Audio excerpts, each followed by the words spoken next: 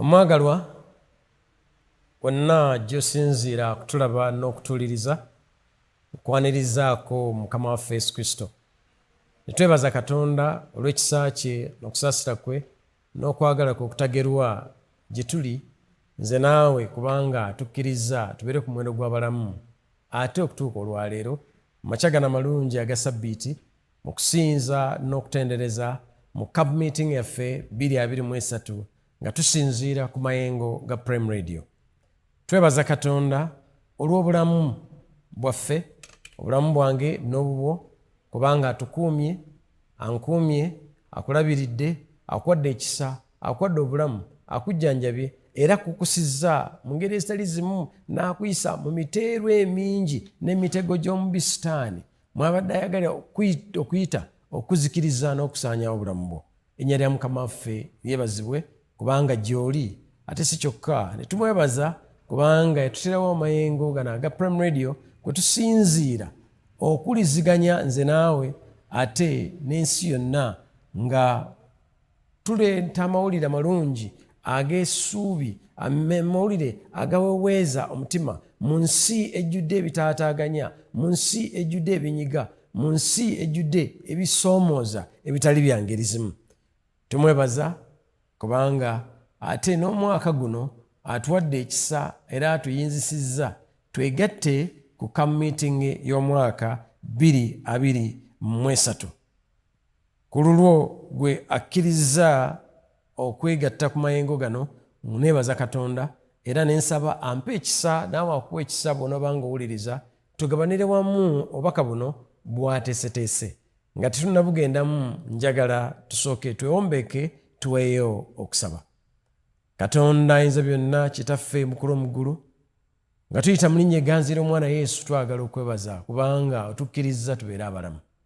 Si kyokka Katonda ffe n'otukkiriza tubeere mu by'okuyiga bino bya Camp Meeting omwaka 2023 mweyagala okuzimbira obulamu bwaffe obw'amaka mu by'omwoyo amu n'ebyenfuna. Okusaba kwaffe kwe kuno Katonda ffe nti kkiriza okutula wakati mu ffe, kkiriza okwogera gye tuli okuyita mu kigambo kyo. Koma ku magezi gange, koma ku bwongo bwange, koma ku lulimi lwange, bwe naaba nga njogera eri omuddu wo n'omuzaana wo yenna gy'asinza okulaba n'okuwuliriza. Katonda ffe tuwulize eddoboozi lyo, tunyweze olw'obubaka obutaggwaawo mu Kristo Yesu Mukama waffe. Twebaza Katonda nti mu Camp Meeting omwaka guno yakola entegeka eyinza okutuyamba okuba wansi w'omulamwa ogugamba nti nja kugenda nga nyweza obulamu obw'omwoyo n'ebyenfuna mu maka. Nja kugenda nga nyweza obulamu obw'omwoyo n'ebyenfuna mu maka. Ekigambo kino nno kikulu ate kya nsonga okukirowoozaako n'okinnyonnyoka mu kiseera ekifaana bwe kiti nga watali kubuusabuusa ebitaataaganya obulamu bw'omwana w'omuntu ebimalako emirembe bigenda byeyongera. Omwandiisi muteesiteesi bw'aga nti nja kugenda kitegeeza ngenda kusitanduula ebigere nve we mbadde ngende ntuuke ku oyo yeetaaga okutuukibwako. Twebaza Katonda olw'amayengo ga Prime Radio ne mikutu emirala migatta bantu mwayita okutuusaako obubaka obuyinza okutuyamba, obuyinza okutugasa. Naye agasemu ensonga endala agamba nti nga ngenda kunyweza. Buli lw'oyogera kunyweza kitegeeza wabaddewo embeera ebaddewo naye egenze eragaya, egenze eggwamu amaanyi, egenze eddirira, eva weyateekerwateekerwa etuuse ku dda eseese etuse. Bwe ziba nnatti abavuga emmoroka bagamba nga bazzaako omupiira nti nnatti zinyweze. Si kulwanga bwe zitaba nnywevu ziyinza okuleeta akabenje ng'emipiira giva ku mmotoka ne giseesetuka ne gigenda omuntu n'azikiriza obulamu ne buzikirira. Bwe buba omuntu abadde atambula ng'alina bugwa bwa ngatto bulusi abalina engatto z'obugwa bumanyi okusumulukuka baga nti nyweza obugwa bw'engatto. So n'abatambuze nga nange bwe tuli abatambuze naye naddala njagala kwogera ku batambuze abatambulira mu bbanga ennyonyi bwebanga egenda okusituka obanga enetera okukka bakubuulira omulangiriza alangirira nti ennyonyi esituka mu ddakiika bwe ziti nyweza enkoba olukoba olukusiba si kulwanga mu kusituka kw'ennyonyi oba mu kukoka kwayo ofuna okutaataaganyizibwa. N'olwekyo omubala gwaffe ogwa kamiiti omwaka guno nja kugenda nga nyweza. Kunyweza ki? Kunyweza ebyobulamu eby'omwoyo. Obulamu obw'omwoyo bwe bufaanana butya? Era lwaki bugwanidde okunywezebwa? Yali omuwandiisi wa Bayibuli mu kitabo kya Timoteyo oba muyite Timoseewo essuula eyokusatu eyatutegeeza nti waliwo ennaku ze tulimu ezembi za nkomerero. Agamba nti naye tegeera kino nga mu nnaku ez'oluvannyuma ebiro eby'okulaba ennaku birijja. Tewali kubuusabuusa muganda wange naye mwannyinaze ali ewondabira wowuliriza ebigambo bino nti ennaku ze tulimu za nkomerero waliwo ebyetaago okunyweza obulamu bwaffe kubanga ennaku mbi zitya agaye nti kubanga abantu balibanga beeyagala bokka, abaagala ebintu, abeenyumiriza, ab'amalala, abavumi, abatagondera bazadde baabwe, abateebaza, abatali batukuvu, abatayagala baaluganda, abatatabagana, abawaayiriza, abateegendereza, abakambwe, abatayagala bulungi, ab'enkwe, abakakanyavu, abeegulumiza, abaagala essanyu okusinga Katonda. Nzikiriza mwannyinaze naye muganda wange gy'osinziira okulaba n'okuwuliza nti bw'oba wooli oli mu nsi yaffe eno okirabye nti abantu baagala amasanyu okusinga bye baagala ebya Katonda. Ebyembi ne mu kkanisa leero ne mu bulamu obw'omwoyo abantu baagala kkanisa ezo ezikyamula obulamu bwabwe, ezibaleeta okudigida, obubaka bwagala butuuka ku bye baagala. Oluusi nemba temuli Katonda. Gyevera nti omulamu guno mukulu bw'agamba nteekwa okunyweza eby'omwoyo kitegeeza ki? Tuteekwa okwongera okugatta obulamu bwaffe eby'omwoyo bikwatagana na Katonda. Tetusobola kunyweza bya mwoyo okutuusa nga tumaliridde okutabagana ne Katonda. Ekigendera ky'omulamwa gwa camp meeting eno kwe kugatta nze naawe andaba n'awuliriza ne Katonda, okunyweza enkolagana yange ne Katonda. Agamba mu nnyolo 6 mu Timoseewo ekyokubiri essuula eyokusatu n'agamba nti kubanga abantu bwe basensera mu mayumba nga banyaga abakazi abasirusiru abazitowereddwa ebibi ebingi abafugibwa okwegomba okutali kumu. Njagala olw'omusanvu nti abantu bano abayiga bulijjo ne batayinza ennaku zonna okutuuka kutegeera ddala amazima. Tulina olutalo nti mu nsi abantu bangi abakwata Bayibuli ekigambo kya Katonda abakiyogerako abakizimbamu naye ne weesanga ng'ate obulamu bwabwe bukola ebyo ate ebitali Bayibuli biyigiriza. N'olwekyo okunyweza obulamu obw'omwoyo nsonga nkulu nnyo naddala kwe kuddayo ku misingi egya Katonda gyateekawo egiyinza okutuyamba okutabagana awamu naye. Okunyweza obulamu bwange, okunyweza obulamu bwo obw'omwoyo nsonga nkulu. Tubunyweza butya? Ebitegereka amangu bye tugenda okutunulira mu kuyiga kuno ka meeting eno, tugenda kutunulira obulamu obw'omu maka. Twasira atadde mu maka, amaka mumutandikira obulamu. Amaka Katonda mweyatateekateeka atandikirewo omusingi ogw'okunyweza ensi eno n'okulaba ng'ebeera n'enkolagana awamu naye. N'olwekyo muganda wange ne mwannyinaze, obulamu bwaffe gutuzaayo ku kunyweza entabagana yaffe ne Katonda waffe naye nga tutandikira mu maka. Naye ate waliwo ensonga endala eri mu mulamu guno egamba nti okunyweza ebyenfuna. Twali kubusabuusa, tuli mu kiseera ekizibu ng'ebyenfuna byeyongedde okwonooneka, byeyongedde okutabuka, byeyongedde okuba ebibi ennyo. Okuva lwe twava mu COVID weebali bangi leero abatakyalina mirimu ng'emijja ggwawo. Bizinesi zaali zitambula, zaali ziteredde, naye olwa covid bwe yajja ebintu bingi byaseesetuka ne biva mu kkubo lyabyo. Abantu abayingizanga ensimbi tezikyayingira, bizinesi ezaakolanga magoba tezikyakola magoba. Abalala bangi abantu abatalina mirimu beeyongedde obungi olw'okubulaako gw'ebyenfuna okwonooneka. Amaka mangi gatagadde, amaka mangi goononese. Enkolagana wakati w'omwami n'omukyala efudde, enkolagana wakati w'abazadde n'abaana nfu. Twetaaga omulamwa guno gutuzaayo okunyweza ebyenfuna. Tugenda binyweza tutya? Ekigambo kya Katonda kirina eddagala ku nsonga eno. N'olwekyo amaka ge tugenda okusinga okusaako essira, naye ate nga tussa essira ku muntu sekinnoomu. Olunyiriri lwe tugenda okusinga okutunuulira mu meeting eno lwe lunyiriri olwatuweebwa oli mu bbaluwa ya Yokaana eyokusatu, olunyiriri olwokubiri.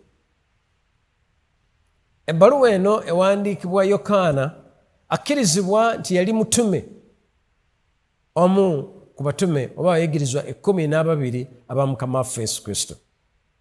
Yokaana awandiika ng'awandiika abantu ab'enjawulo, yawandiikira abakkiriza n'awandiikira n'abantu sekinnoomu. Ebbaluwa eno olunyiriri lwatuweereddwa luwandiikibwa omuntu sekinnoomu. N'olwekyo obubaka bwa meeting eno twansaba Katonda atusaasire butunuulire nze naawe ng'omuntu sekinnoomu. Emirundi mingi obubaka buleetebwa ne bwogerebwa ne buteekebwa aba mu makanisa bamusinzo yonna gye buba buteekeddwawo. Waliwo okukemebwa okubusindika eri omuntu omulala. Nga njogera nga bano obubaka buno ka meeting eno, njagala okutegeeza muganda naye mwannyinaze andaba nti obubaka buno bubwo nga sekinnoomu. Butunuulize ggwe. Ebigambo bino Yokaana abiwandiika ne yeeyanjula n'agamba nti nze omukadde mpandiikira Gaayo omwagalwa gwe njagala mu mazima. Bassebo ne banyabo, mukwano gwange ggwe andaba naawe awuliriza, Yokaana awandiikira mukwano gwe. Njagala bigambo bino bijja ku Yokaana mbiteeke ku nze naawe nga Katonda ayagadde omwaka guno okwogera nange, okwogera naawe ng'omwagalwa we, ng'alina kyakwagaza, alina kyanjagaza, alina kyanneetaaza. Agamba bw'ati nti omwagalwa, olunya olwokubiri, nsaba obeerenga bulungi, nsaba obeerenga bulungi mu bigambo byonna, era obeerenga n'obulamu ng'omwoyo gwo bwe gubeera omulamu. Si kya bulijjo omuntu okwagaliza ebirungi. Mu nsi gye tutambuliramu, Pawulo gyayogeddeko ng'andika Timoseewo nti alibanga yeeyagala baliba beeyagala bokka. Ensi ey'okweyagala yokka temuliimu muntu ayagaliza mulala. Olaba tuli mu mbeera ng'eyo embeera eyonoonese nti n'omuzadde ayinza obutaagaliza mwana we bulungi. Mulundi ogumu nali ntambula, nali nva Nairobi nsomo ku division, nga nkomawo ne ninnya baasi. Bwe ninnya baasi ne nsinkanamu omwana omuwala eyatuuja n'atuula wendi. Naye bw'atuula ngenda okuwulira ng'afeesafeesa, okufeesa okutaali kwa ssenyiga owa bulijjo, naye ke nategeera nti yali akaaba. Kwe kwagala okumanya kiki ekimukaabya, abadde ki? Muwala muto, alabika bulungi, ate alabika ne ssente alinawo. Naye njagala okumanya kiki ekyali kimubaddeko. Mu kunyumya yasooka n'ataba mangu kusumulukuka, n'oluvannyuma n'asumulukuka. Kwe kuntegeeza nti ekimukaabya maama we amufuukidde ekizibu. Ne mbuuza yali amufuukidde ati ekizibu. Nannyonnyola nti maama we yabazaala abaana 4, ye yekka ye muwala aliko. Taata waabwe yali yafa n'alekawo ebintu ebimu, yali alina by'akozeeko. ebyembi ebintu bino ne bitakwatibwa bulungi. Maama ng'ali wamu n'abaana balenzi ne balowooza nti bya lubeera tebijja kuggwaawo. Ne batandika obisaasaanya abaana balenzi ng'ebimu ne babitunda ne beekobaana n'abakozi abaali bakola mu makampuni ne mu bintu bali bakola, ensimbi ne bezitwala. Omwana omuwala ono olw'okuba yalina ekirowoozo ebikulu n'ayagala okukomyawo ebintu bya kitaawe n'okola nti bitambula bulungi. N'agezaako naye agamba nti mugezaako ate n'afuna kiremya. Kyava asalawo bizinensi za famire okuzivaamu agenda atandika ebibye. N'agenda n'atandika. Ne bwe yatandika Mukama n'amulabya omukisa ate ne kifuuka ekizibu. Maama n'atandika ng'ogamba bannyina bajje abawe obuyambi kubanga ebiri ebirala bye yali abalekedde byali bigenze nga biseebengeera nga biggwaawo. N'agezaako okola ekitundu kye n'obwesigwa. Ekiseera kyatuuka abaana bano bannyina ne batandika okubanga kumpi buli kaseera bajja n'amuwa $5,000 n'amuwa $3 n'amuwa $2 beyagezaako naga nimwe ssente zitubawa muzikosa mutya. Nakuwa ssente oziteeke bizinesi nezitazaala okuwumbawumba ebyafaayo. Omwana aga nti bwe yatandika obutagaliza okunenya ku baganda be ku bannyina, maama n'anyiiga. Era ku luno ekyali kimukaabya nga yali agenze Nairobi kusuubula naye yali ategeezebbwa nga tannaba kudda nti bannyina baalabwako okumpi n'awaka we, era kyali kizuulibwa nti ku olwo baali bamenye awakaawe ne batwala ebintu bye. Kyamuluma nnyo, kyamukaabya amaziga kyekyali kimukaabya. Kyembaddeko nti abantu teri abaluwa ne muzadde we ayinza obutakwagaliza ne baganda bayinza obutakwagaliza genda mu maaso, bayinza okwekika mu kkubo lyo ery'okutambula ogenda maaso. Naye Pawulo omwandiisi w'ebbaluwa eno Yokaana awandiikira Gaayo kyeŋŋambye nti Katonda ayogera naawe nange ng'ayagala tubeere bulungi mu byonna. Gaayo ono nayagadde njala twogereko ku Gaayo. Gaayo y'ani? Gaayo awandiikibwako emirundi 5 mu Bayibuli. Mulundi ogusooka asangibwa mu Bikola by'Abatume essuula ey'E19 olunyiri okuva ku Lwabiri-3 okutuuka ku Lwabiri-9. Emboozi eri wano egamba nti waaliwo mu kiseera ekyo waaliwo akacwano si katono olw'ekkubo. Bw'ayogera ku kkubo tayogera ku kirala, ayogera ku kkubo ery'abakkiriza. Abakkiriza omulimu gwa Mukama waffe gwali kusisinkanya okusoomooza. Pawulo ng'abuulira enjiri eri abantu abali mu bitundu eby'enjawulo eryabuuliddemu.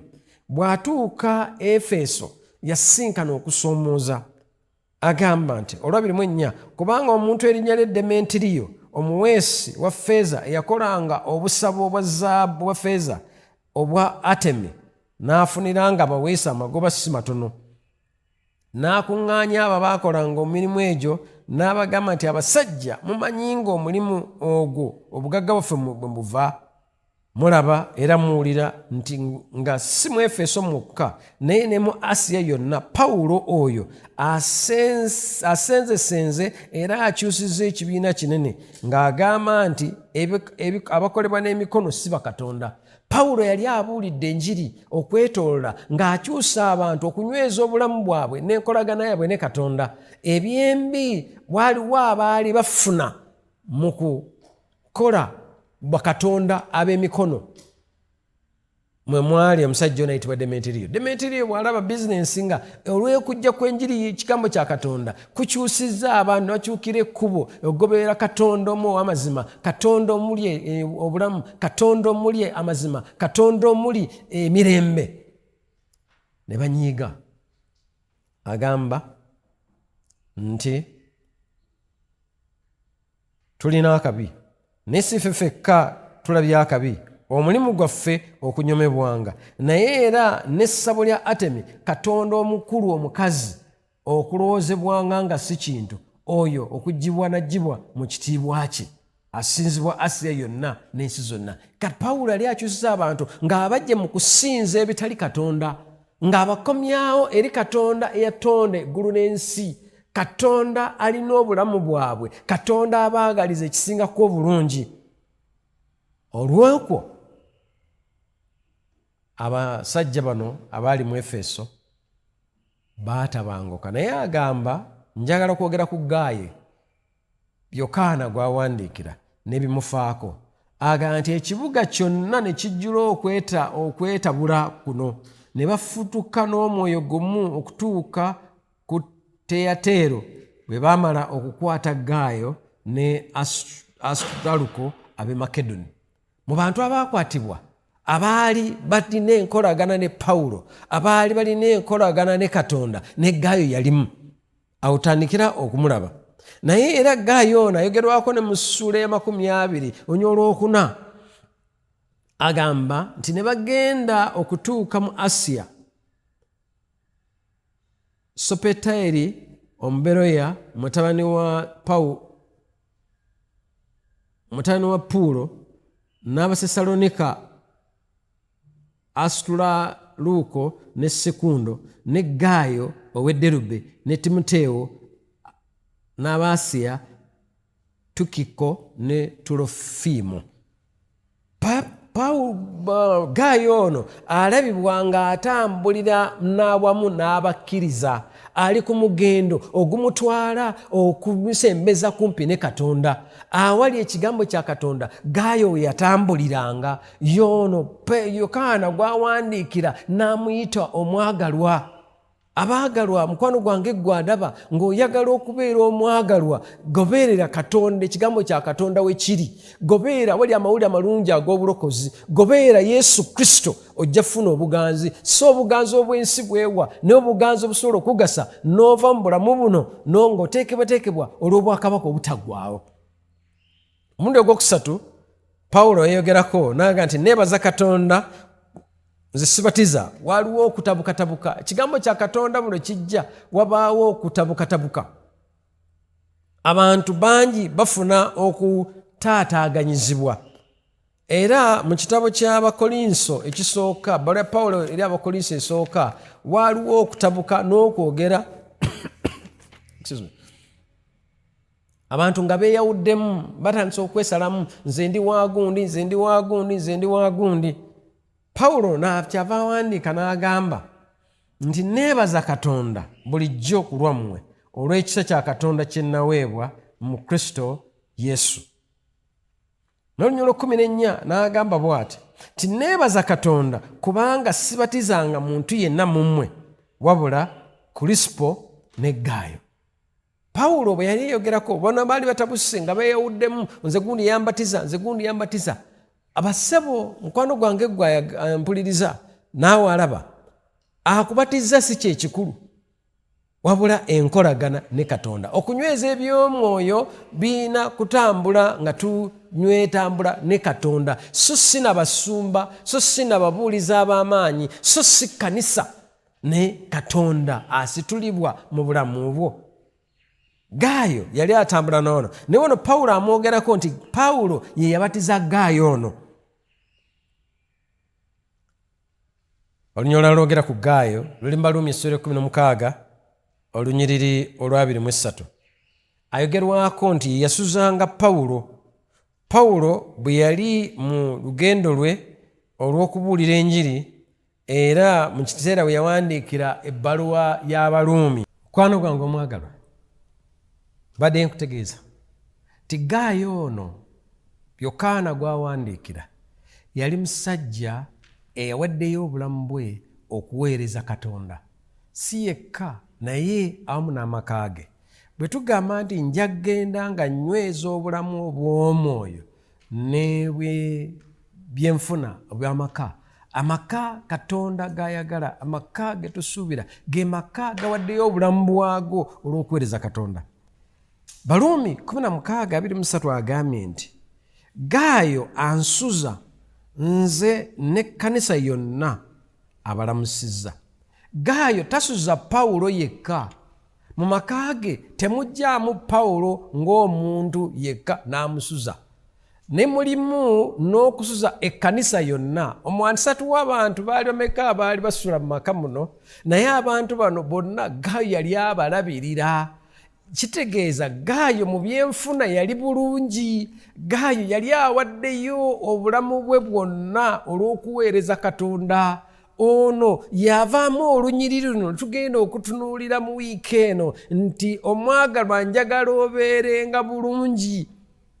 Katonda ffe ayagala tubeere bulungi. Bwe tubeera obulungi omulimu gwe tugutambuze. Tuweeyo amaka gaffe, tuweeyo ebyaffe olw'okukola omulimu. Agambye nti ansuza n'ekkanisa yonna. Yali tasuza Pawulo naye n'ekkanisa yonna. Okusuza kitegeeza yali abaliisa, yali abanywesa, yali abalabirira, yali ababikka, yali ababudaabuda.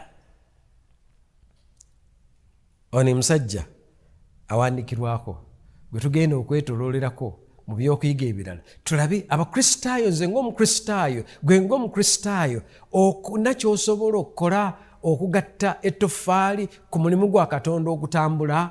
Yali asinkanye ebisoomooza nga bwe tubirabye, yali akubiddwa emiggo, olala Katonda affe naye yasigala mu malirivu. Wakati bw'okisinkana ebisoomooza mu kkanisa, bw'okisinkana ebisoomooza ku mulimu gy'okola, bw'okisinkana ebisoomooza mu bizinensi yo, ogwamu bugwe maanyi. Abamu bangi bavudde mu kkanisa kubanga bamwogeddeko, kubanga ekkanisa tesiima byakola. Tatugambye nti ekkanisa yasiima Gaayo byakola, nedda. Bagambye nti yalabirira ekkanisa. Ansuza n'ekkanisa yonna. Mukama ansaasire, Mukama akusaasire, Mukama mbeeko nange kyenkola okugatta ettoffaali ku mulimu gwa Katonda. Ono Yokaana gwawandiikidde ateekama kuba basuza busuza, naye atwala omutawaana n'okulaba abakkiriza abali awalala bali batya. Kyavudde agamba mu Nnyolo 24 n'agamba olw'ekkumi 23 musubire 16 agambye nti Gaayo ansuza nze n'ekkanisa yonna abalamusiza. Aweereza obubaka. Takoma ku bano bokka abaasula ewuwe, naye afaayo n'okulaba abalala bali batya. Abaweereza obubaka teyali tabalamusa kyokka, naye yabazzaamu n'amaanyi. Lwaki twetaaga okuzzibwa amaanyi ag'omwoyo? Tubeerenga tetwefaako ffekka. Bali Pawulo we yagambye mu Timoseewo 3:7 abalala abafaako. Mu bulamu bwange, mu bulamu bwo mwannyinaze, mu bulamu bwo muganda wange, ofa ku kkanisa, olamusa abalala. Tulina obuzibu leero nti ekkanisa yafuuse ku lwange ne ku lwa famire yange. Waliwo abantu ab'ekkanisa zigenze zeeyawulamu okusinziira ku standard zaazo. Abaasoma babeera bokka, n'abataasoma babeera bokka, abaavu babeera bokka, n'abagagga babeera bokka, abavubuka baagala kubeera bokka, abakyala baagala kubeera bokka. Ekyo si ekkanisa. Ekkanisa etambulira wamu, era omukkiriza azinywezebwa mu bulamu bwe obw'omwoyo afa ku bulamu bw'ekkanisa yonna okutwalira awamu. Gaayo yono Yokaana gwawandiikira nga agamba ebigambo bino mu lunnyo lwatuweebwa mu bbaluwa ya Yokaana eyokusatu olunyiriri olwokubiri.